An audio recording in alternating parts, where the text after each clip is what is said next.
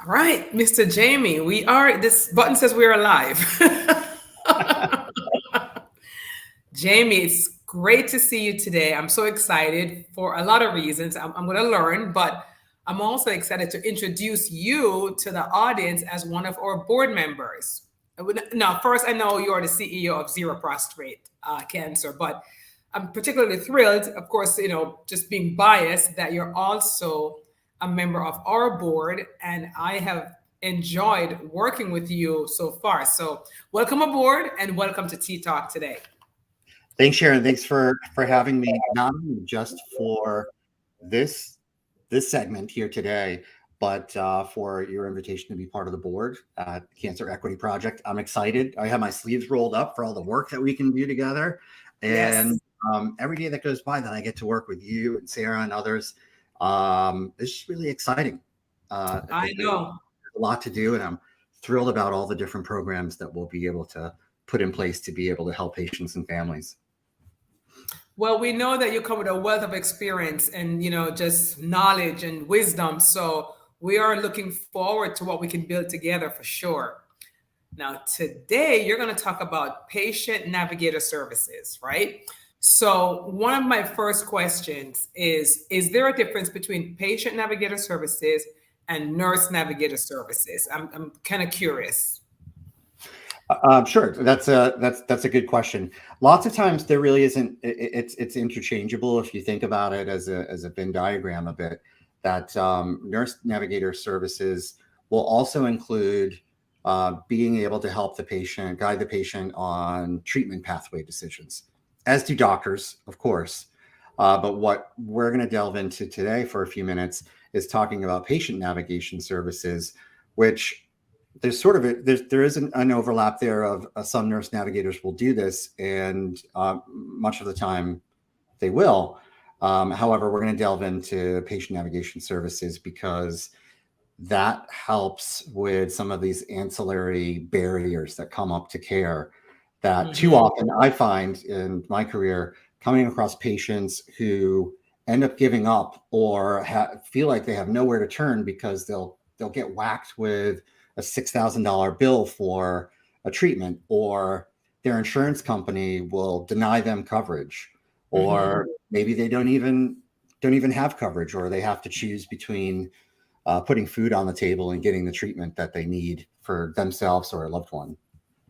Wow. Well, we hear those stories, and of course, as we're tackling, disparities. We're tackling inequities in care. So I know it's even more compounded on the underrepresented group side. But let's go back to the patient navigator. How does one connect with one of those services, and walk us through who would be the typical person, like you said, the ones who can't maybe pay their bill, and how does this service help them?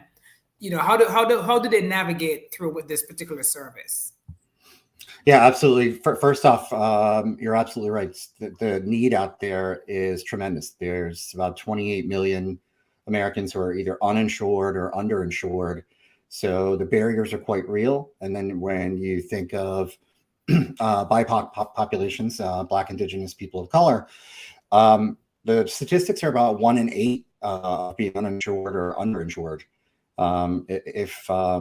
If not even worse than that. So being able to, how do you reach out to a patient navigator, or what does a person look like Hmm. who reaches out to a patient navigator? Is there are a number of different organizations out there, and we'll get into listing them, and after we're done talking here, we can put it into the chat as well. But there are a number of organizations out there that have patient navigator service programs that are free that you can reach out to depending on what type of cancer you have. And the person who typically will reach out is someone who has encountered a bunch of red tape on getting their treatment, or obstacles that they feel like are insurmountable. And by and large, most of these organizations that we'll talk about here uh, end up they do patient navigator services for free, almost no matter who you are or what your background is. Many of them, or some of them, will will require that Well, most all of them will require that you have had treatment for a particular cancer within 6 months of the time that you're asking for patient navigation help. And some of them require that you're either at or below 500% of the poverty level to be able to make sure that the help, that the resources that are there to help are going to the right place. And yeah, and it's a like I said, it's a patient that will run into different obstacles. Jamie, all of this sounds great, but as you're talking, I'm thinking to myself, if I wasn't working with Cancer Equity Project or Total Health, I wouldn't know most of the stuff I know now. And I consider myself a pretty intelligent person, pretty informed person. Absolutely. How does a patient find out about these services? Who's supposed to refer them? Who's supposed to know? How would they know what to ask for? So you're a newly diagnosed person, you're having some financial challenges. How do you get connected with a service like this? How is it the doctors who are supposed to refer you? How does one get connected to these services? I mean, it's a real question that's kind of like burning in my mind. Like, how would anyone even know about this benefit? It's a great question, and that's why it's important to do tea talks like we're doing today, or getting the word out about it, because you're right. We've all been there with having time with the doctor, that there are so many patients that they're seeing in a day that appointments are like bang, bang, bang, like one right after the other, and the time that the doctor has with a particular patient, we end up running out of time before we can get all the questions that we have sometimes answered.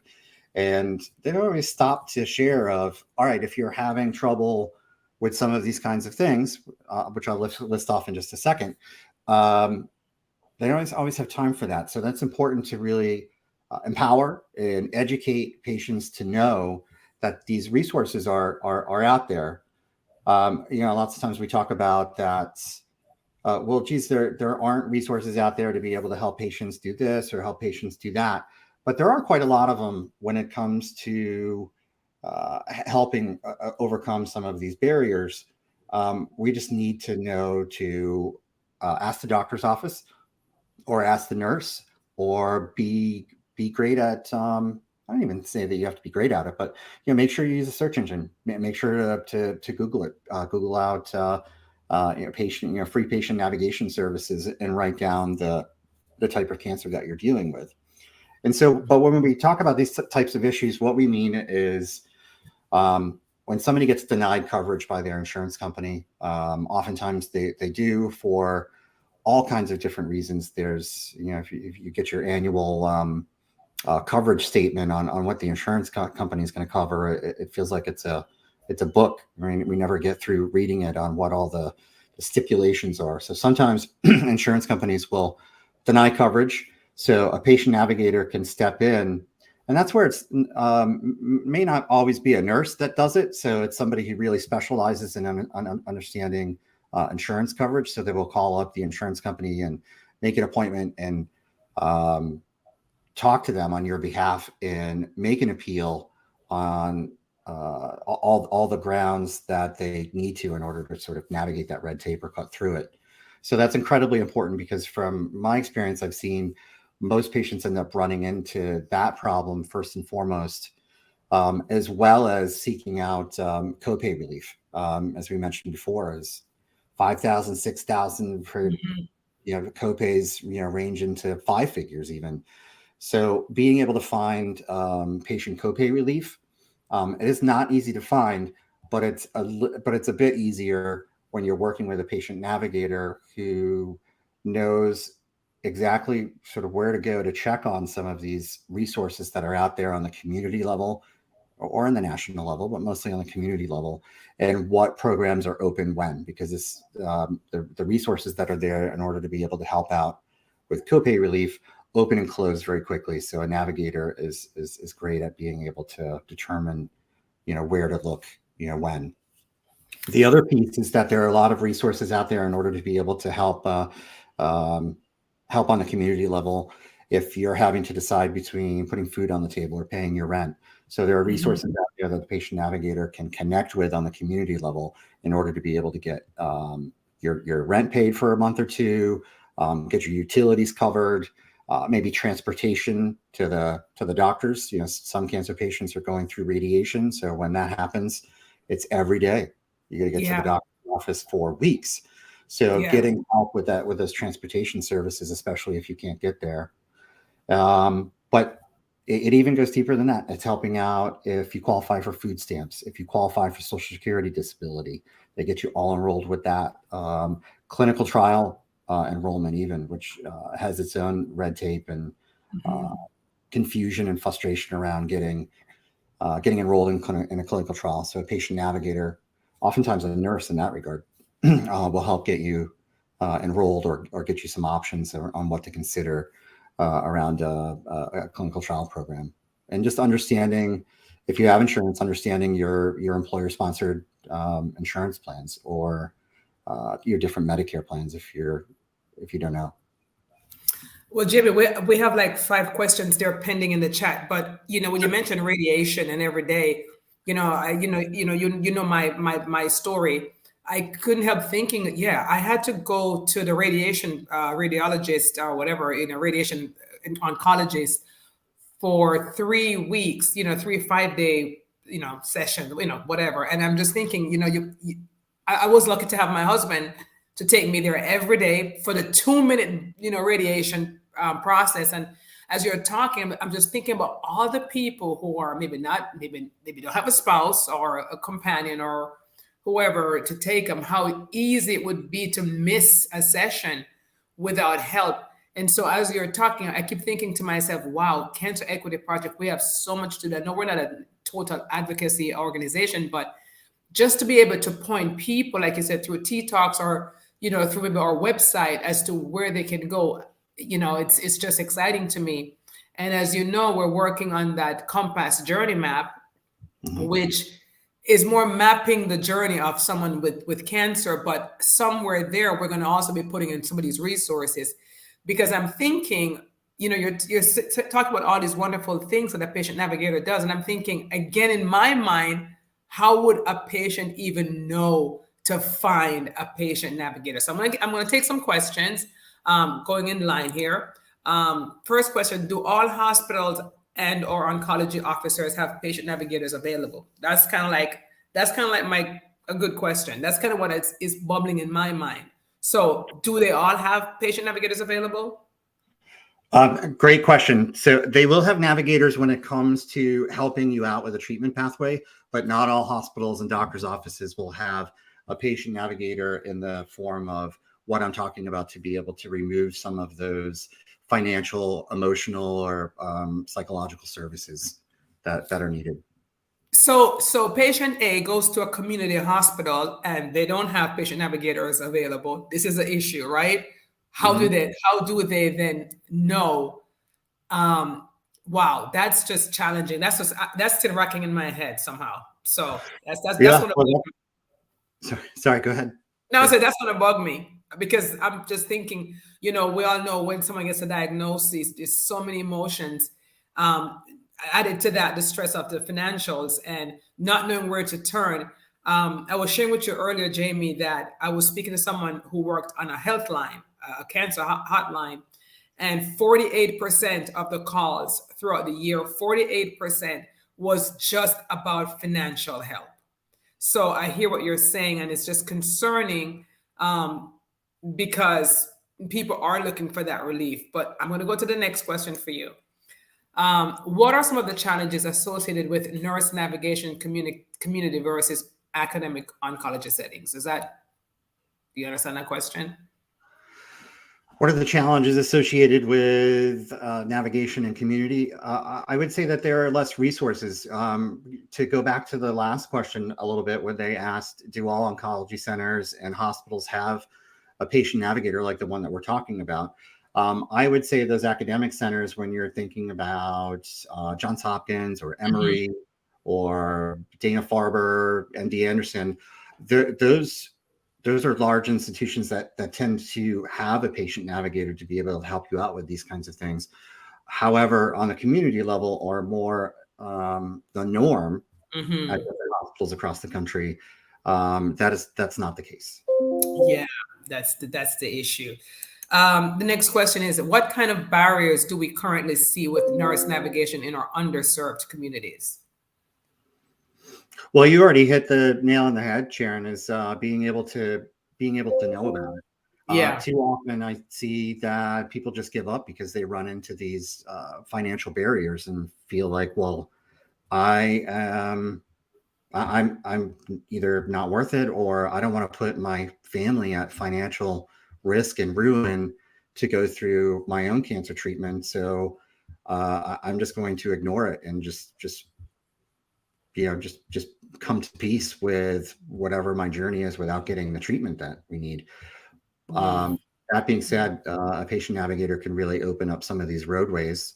And I loved that you brought in the compass map that we're doing for all of these different cancer journeys, and being able to put in there the different resources that are there. Because if we're thinking about it being a road to recovery here, or a road to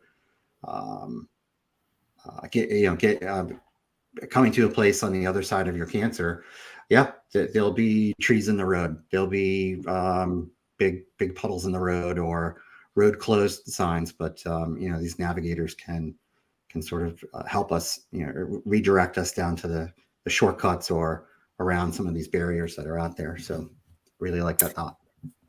I'm really glad you're on today with this particular topic, Jamie, because the more we're talking, the more I'm thinking, why underserved populations have such poor outcomes. There's so many factors. Yes, it's the systemic stuff, but it's also this, like you said, people who are not able to afford these expensive treatments, and just the challenge of getting to radiation or chemo or whatever, that they just come, they just kind of like give up and come to terms. And so the numbers skyrocket on the underserved population side, but it's all these different things that contribute. So again, I'm hoping that the work that we're going to be doing together at the Cancer Equity Project will really have an impact on community. All right, let me go to James. James says, is there a difference between a patient advocate and a patient navigator? Who employs these navigators? Good question. Sure. Who employs navigators? Yeah, who's paying for it? Who's paying for it is, by and large, they're at nonprofit organizations that I'm sure that we're going to end up partnering with through the Cancer Equity Project to continue to get the word out. These nonprofits get funding from private donors or sponsorship dollars to underwrite these programs, but by and large, most of these navigators are employed by a nonprofit organization. And the difference between a patient navigator and a patient advocate is anyone can be a patient advocate. Sharon's a patient advocate. I am. James, you probably are. Whether you're going through your own health issues, you can be your own best advocate, or somebody can be an advocate for you. Or if we're talking about advocacy, I also think of government relations, on being able to talk to elected officials and telling your story and making a case for improving access to care and getting different legislation passed in order to be able to smooth that out. So it's not the same thing as a patient navigator. That person works directly one-on-one on personalized pathways to get over these kinds of obstacles. Jamie, do we know who some of these organizations are with the patient navigator that do you have that information that we could put in the chat afterwards? Because I had no idea. I just never thought of that. A good question, James. Because they're employed by nonprofits who get grants to fund this stuff. I'd love to know more about that. All right, next question. Peter says, wondering, are there specific teams dedicated to this at academic versus community cancer centers? Are there specific teams dedicated to academic centers versus community cancer centers? I would say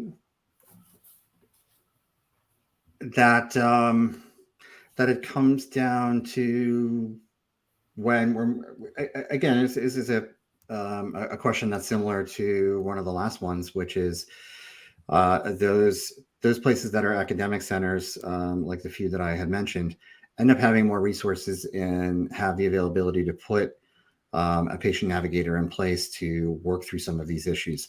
On the community level, you do see it from time to time, but by and large, it's just not there. And that's and you're right, Sharon. I mean, that's one of the drivers of outcomes, cancer outcomes among people of color. It comes down by and large to access to care, and this is a major part of it. You said, you're talking to somebody on a cancer hotline that 48% of their questions were financial in nature. So that is just a massive barrier. Yeah, I mean, this is eye-opening for me. Just what we're talking about, like, gee, there's just so many things that go into the outcome being so poor. It's just so many tentacles. Erica says navigation is so needed as a nurse navigator. So I guess we have a nurse navigator on the line here. Great. I see firsthand the barriers to cancer care that patients face every day. I take pride in being faced with the challenges, yet ending them with a solution. Well, we thank you for your work, Erica, as that, we do. Thank you. Yeah, keep up the great work on the front lines. Yes, soldier on. Peter says, how can we address the lack of resources in the community? Where is it needed most? Where is it needed most? Where it's needed most in terms of I would say in terms of all of the different pieces that a patient navigator helps out with, from being able to do insurance appeals to getting enrolled in Social Security disability, or being able to find the money in order to make your rent or make a mortgage payment for a month or two to get by on your treatment. The most difficult thing to overcome is patient copay relief. And it's really difficult to be able to try to find those resources on your own as a patient or a direct caregiver. Can be really maddening, because I have seen there's very few places that offer them, because it's very expensive to do. And it's very regulated. There's a lot of legal pieces that go into that. But I've seen places that offer copay relief. They'll open up to the public for particular cancers, and they'll be closed like 7 minutes later. And it's frightening to think of, we've probably been to a few concerts over our lifetime, right?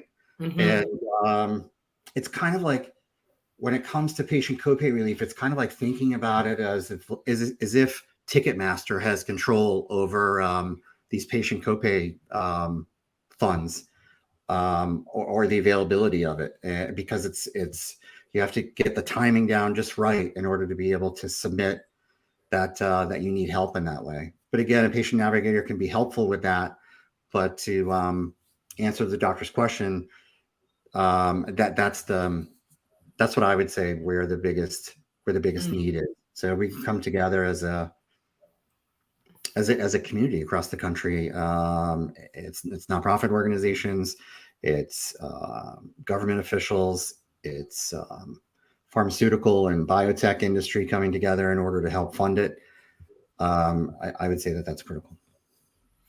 I'm thinking, and I'm going to put the next question up, but I'm thinking again as you're talking, I'm thinking, geez, it seems to me that there should be more emphasis being placed on funding those navigators, because if we're trying to impact outcomes, and we know that, again, on the hotline, 48% of the calls are financial, people are just financially strapped.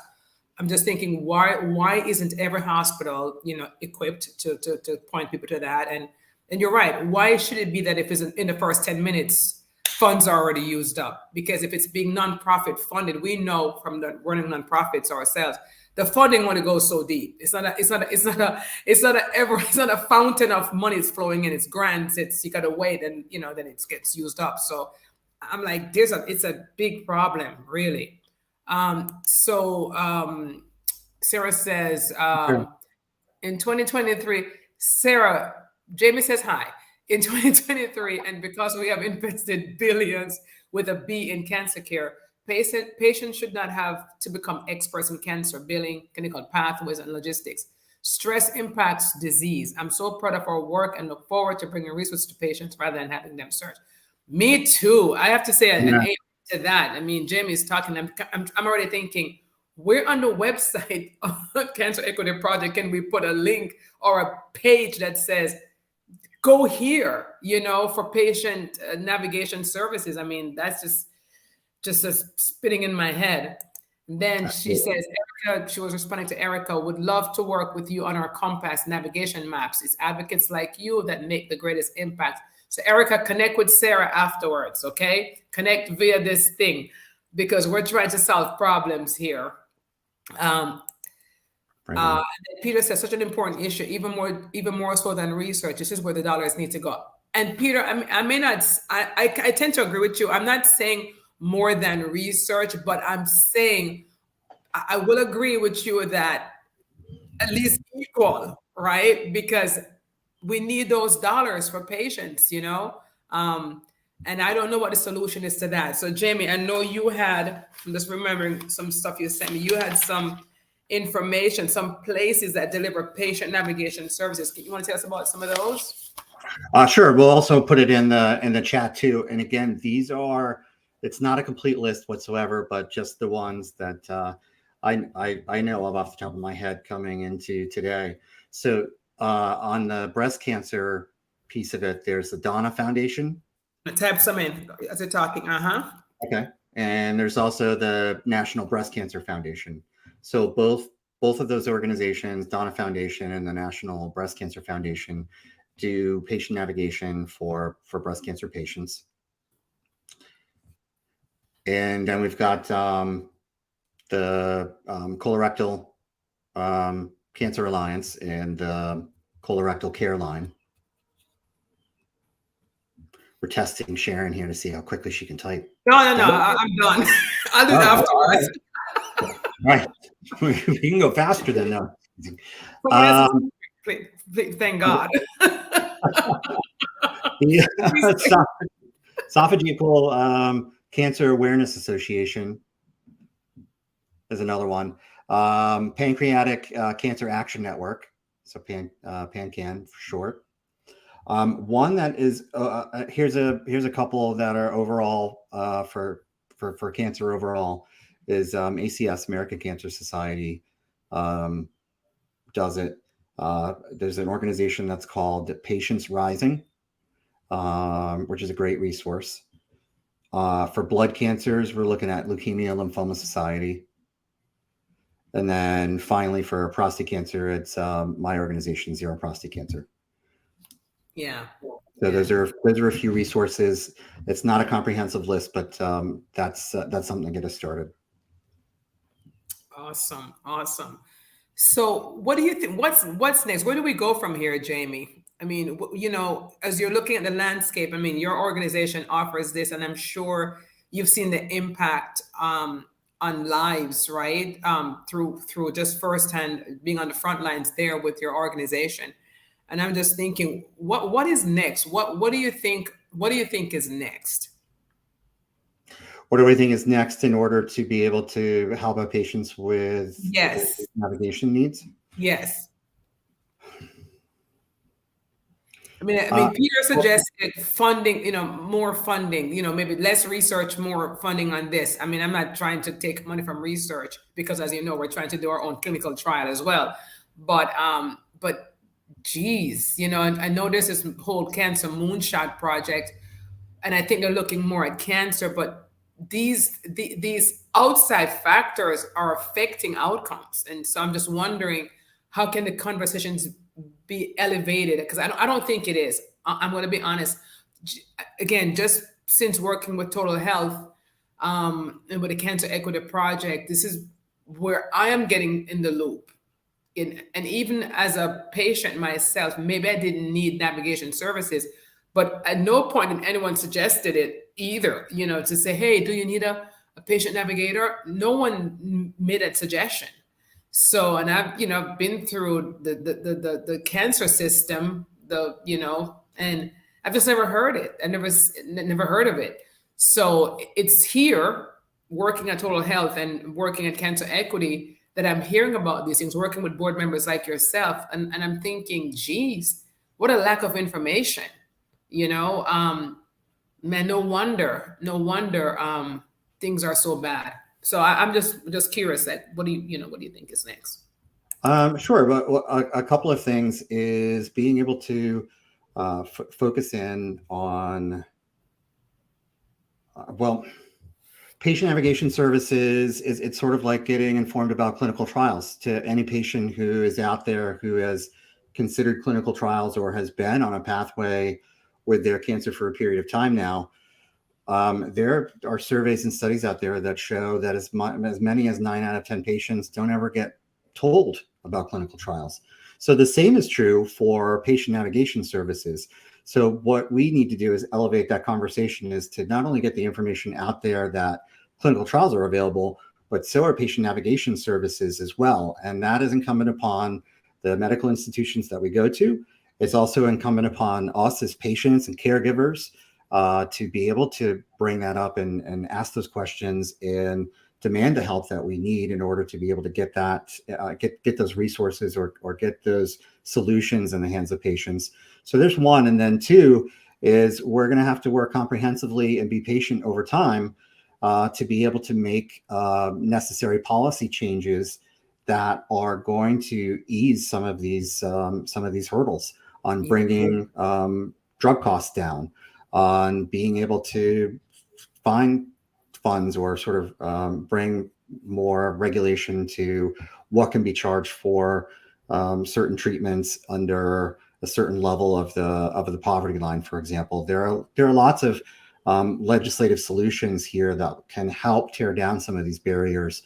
And we as a cancer community across the board, across the country, are going to have to really dig in and work together shoulder to shoulder to help find some of those solutions long term. I'll take one last question from Dana, but one of the things that I know Sarah believes in, and I can see more and more now why it's so important, just what you said.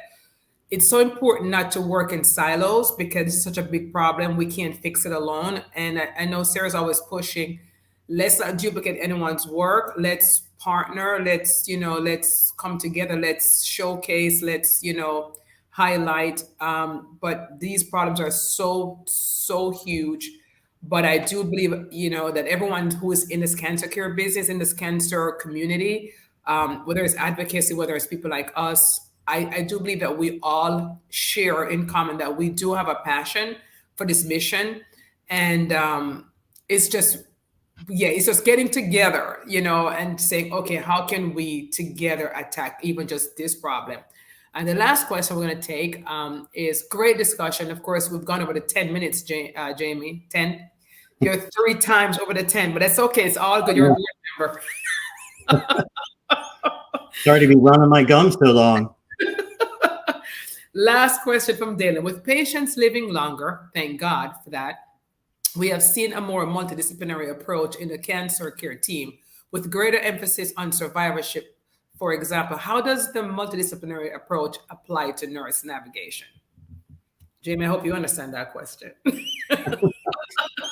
Well, I'll start off with the easy part of my comment on that, which is Dalen is absolutely right. The multidisciplinary approach to being able to help cancer patients has definitely paid off in helping cancer patients live longer, healthier, happier lives. But I would say that when it comes to some of these barriers that we're talking about in terms of getting denied for coverage or paying for expenses or seeking out copay relief or getting enrolled in Social Security disability, being as informed as possible on what is going on with your cancer journey, on where you're at in terms of, like, for example, I think what comes to mind, and hopefully I'm not taking this too far afield, but here's just an example of when we fight cancer, there are this whole load of co-conditions that can go on, whether it's caused by the cancer, like it makes our bones more brittle, or the treatments that we go through can make us at risk for falling, or increase our risk for getting blood cancer because we're on radiation or whatever. Being able to understand all of those different pieces helps inform and prepare the patient navigator for when they reach out to go cut through some of this red tape to look at and explore different avenues with insurance companies or some of these different resources that are out there that can help pay bills or maybe even get copay relief, to know that, because it's just different avenues in which they can explore. And taking the multidisciplinary route of cancer care helps us understand that better, so we can attack the problem. Well, Jamie, we always like to end with something uplifting because our show is called T Talks, right? And Right. it was Sarah's idea that T cells, right, are our happy cells, and they are the ones fighting those cancer cells. So leave us with your final thought that will stir my T cells.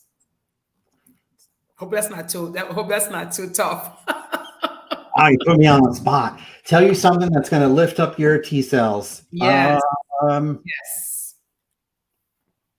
Well, we were talking the other day that I had mentioned to you that I really love working with you in many ways, and one of them is you're such a galvanizing and positive force. And I get either on a call with you or we get talking to patients and families and cancer fighters like we do today, and I'm just lifted up by that positivity, and it makes me feel good. I'm ready to get to work and go help out patients. So that's what comes to mind.